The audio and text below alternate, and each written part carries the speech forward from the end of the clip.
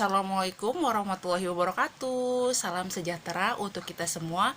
Semoga kita selalu dalam kesehatan dan selalu dalam lindungannya. Amin ya robbal alamin. Baiklah, pada kesempatan kali ini kita akan belajar mengenai teks eksposisi. Sebelum kalian mengerti apa itu eksposisi, amatilah video berikut ini.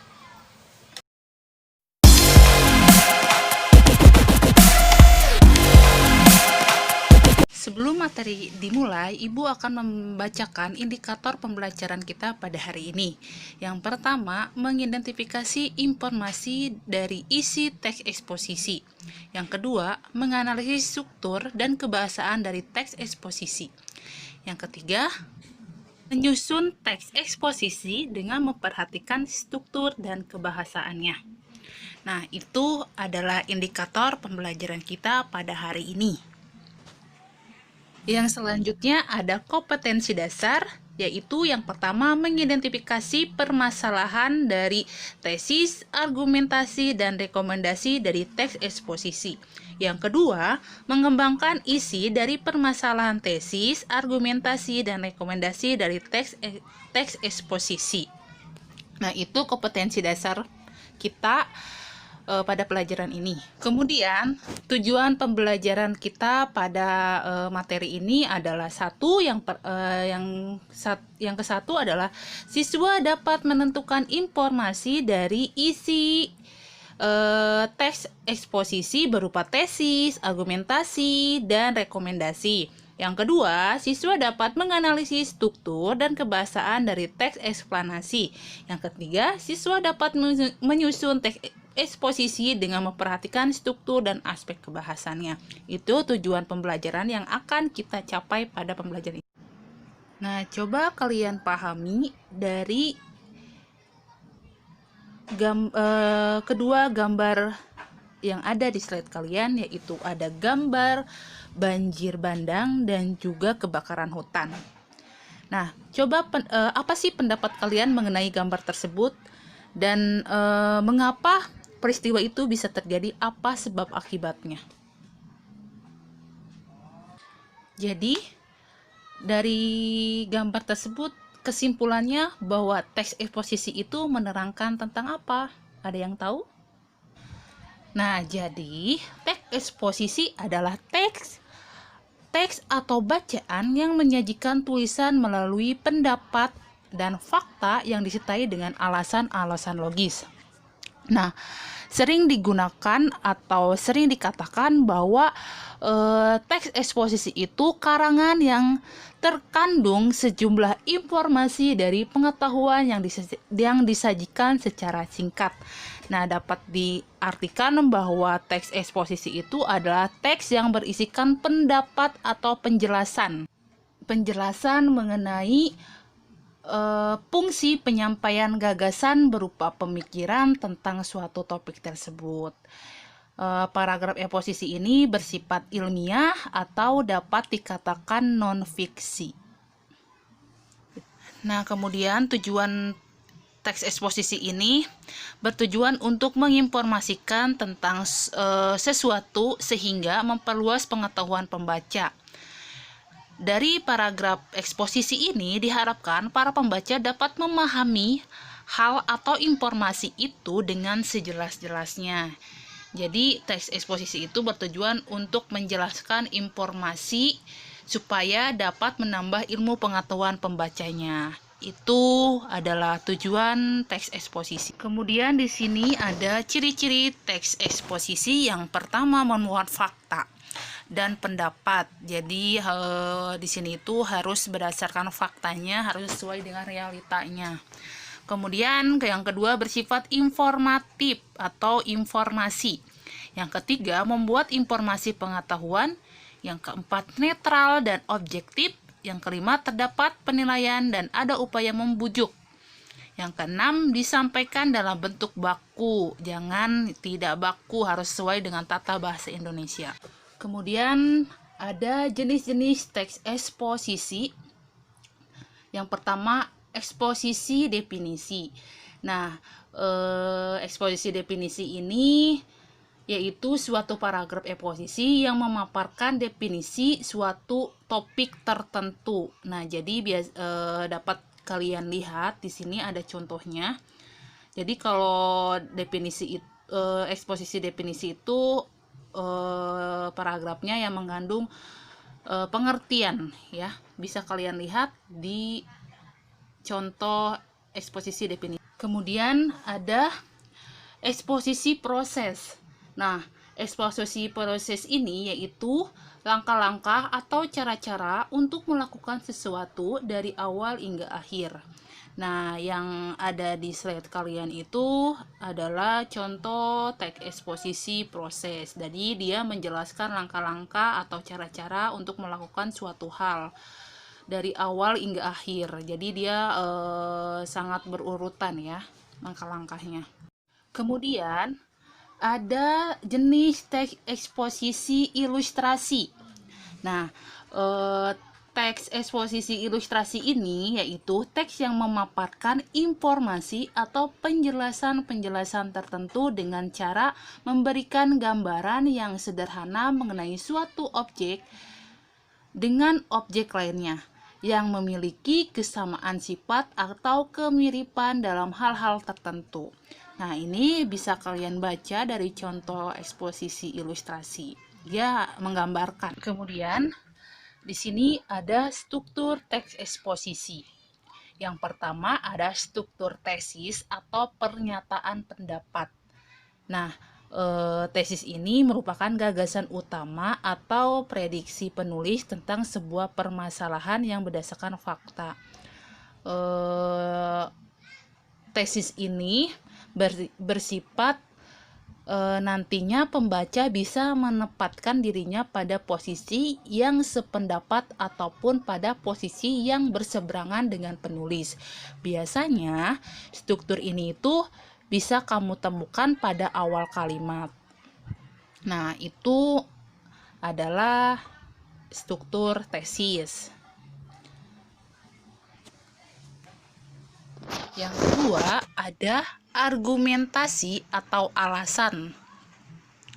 Nah, argumentasi atau alasan ini adalah penjelasan secara lebih mendalam dari pernyataan pendapat atau tesis yang mengungkapkan fakta-fakta sebagai penjelasan argumen tersebut atau argumen si penulis.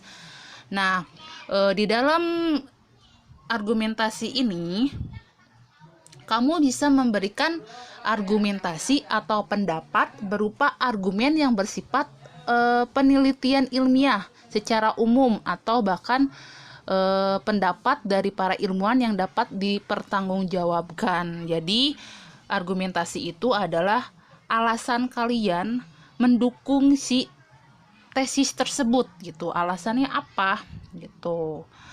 Jadi itu yang dinamakan dengan argumentasi atau alasan atau dikatakan sebagai penjelasan. Nah, kemudian selanjutnya kita masuk ke bagian akhir. Nah, bagian akhir itu adalah penegasan ulang.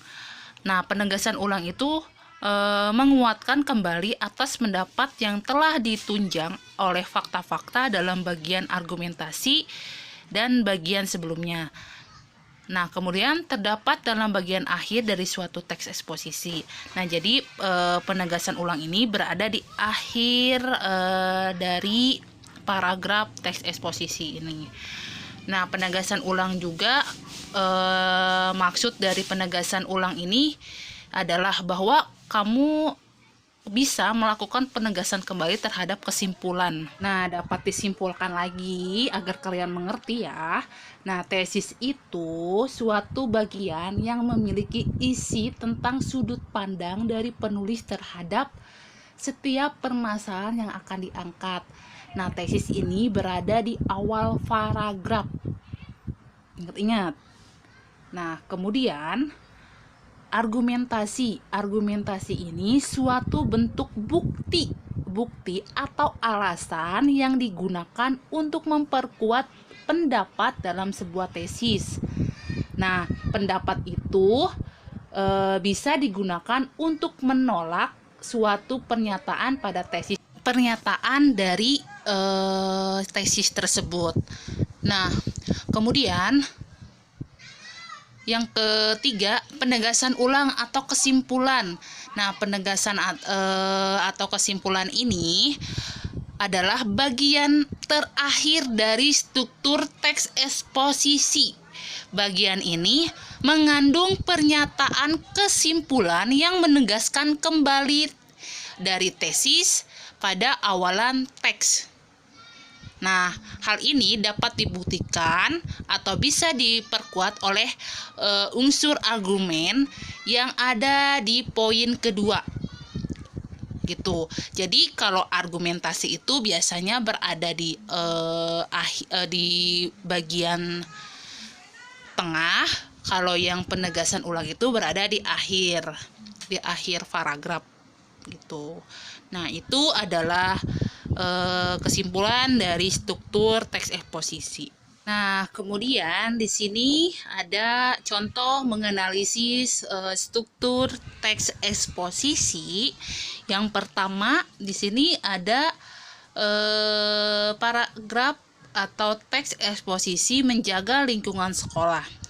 Nah, kita di sini akan mencari tesisnya. Tesisnya adalah di sini yang Ibu berikan warna kuning. Kenapa bisa dikatakan dengan tesis? Karena dapat kita simpulkan lagi bahwa tesis itu adalah bagian yang gagasan utama atau prediksi penulis tentang sebuah permasalahan yang sedang dibahas atau yang berdasarkan faktanya. Dan tesis itu berada di awal paragraf. Nah, kenapa teks yang diwarnai kuning ini dikatakan sebagai tesis? Karena tesis itu kan menjelaskan tentang sebuah permasalahan berdasarkan faktanya. Nah, tesis ini berada di awal paragraf. Nah, ini yang dinyatakan sebagai tesis karena dia tentang permasalahan kebersihan lingkungan di sekolah. Nah, faktor penting untuk menciptakan kenyamanan, nah ini termasuk dalam tesis karena dia berada di awal paragraf itu ya. Kemudian yang kedua ada argumentasi. Argumentasi ini adalah pendapat mengenai tesis. Unsur tesis di sini memperkuat lagi. Nah, di kelas biasanya dilakukan pembagian piket per hari untuk menjaga kebersihan.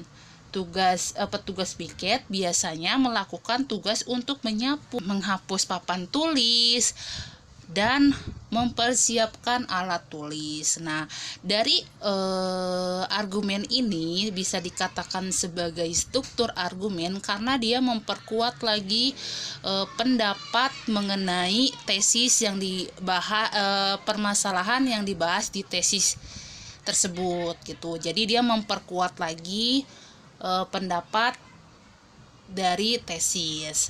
Kemudian yang ketiga, penegasan ulang. Penegasan ulang di sini di bagian akhir adanya. Nah, penegasan ulang ini kenapa di bagian ini dikatakan sebagai penegasan ulang? Nah, kita kembali lagi nih di pengertian penegasan ulang bahwa penegasan ulang ini adalah penguatan kembali atas pendapat yang telah ditunjang oleh fakta-fakta dalam bagian argumentasi atau bagian sebelumnya. Jadi di sini kita cari penguatan kembali dari dari teks yang mengandung argumen atau pendapat tersebut. Nah, kita cari nih dari struktur argumentasinya, penguatan kembali. Nah, di sini kebersihan lingkungan sekolah menjadi hal yang tidak bisa dipisahkan dari kehidupan sekolah dan menjadi faktor penting demi meraih proses pembelajaran mengajar yang nyaman. Nah, ini dikatakan sebagai penegasan ulang karena dia menguatkan kembali atas pendapat yang telah ditunjang oleh fakta-fakta dalam bagian argumentasinya gitu. Itu adalah cara menganalisis struktur teks eksposisi. Kalau teks eksposisi bagian struktur tesis itu berada di awal, kalau argumentasi berada di tengah, dan penegasan ulang itu berada di akhir. Nah, lanjut ke aspek kebahasaan teks eksposisi. Yang pertama terdapat kalimat istilah. Nah, kalimat istilah ini dalam teks eksposisi terdapat istilah-istilah yang menghubungkan dengan bidang tertentu, atau kata istilah itu adalah kata atau gabungan kata yang mengungkapkan konsep atau proses atau keadaan yang bersifat khas dari bidang tertentu.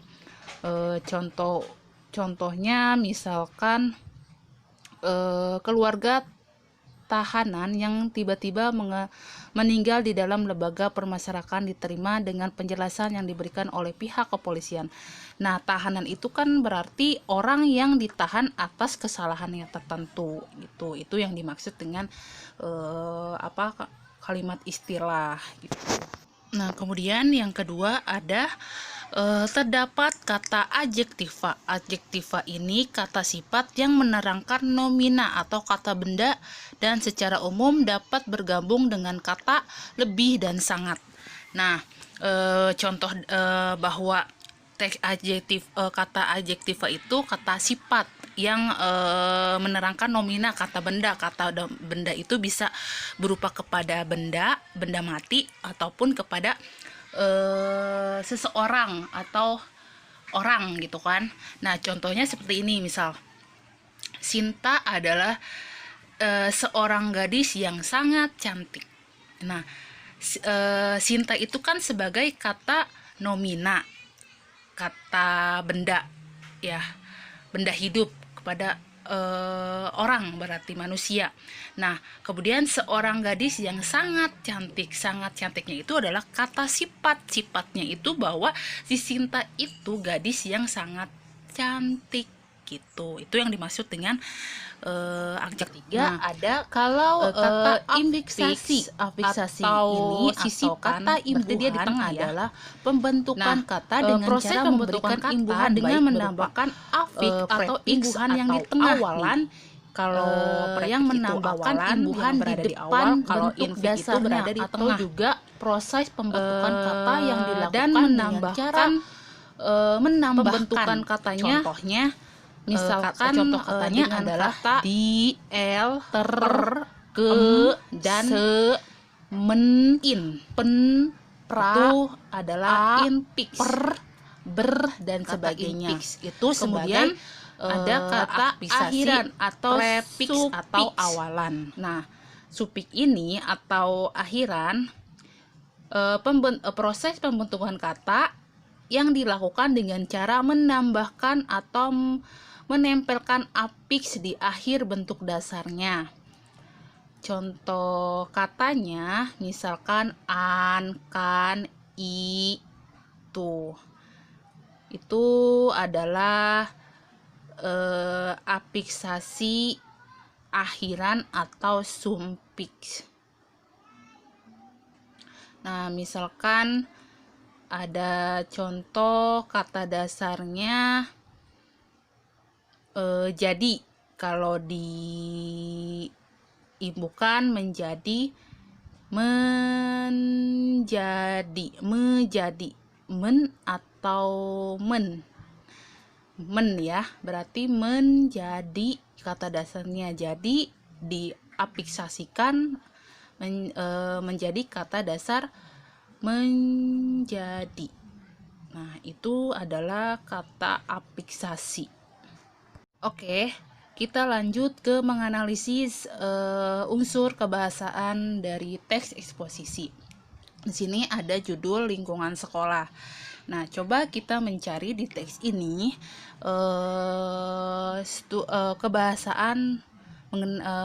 kebahasaan dari istilah.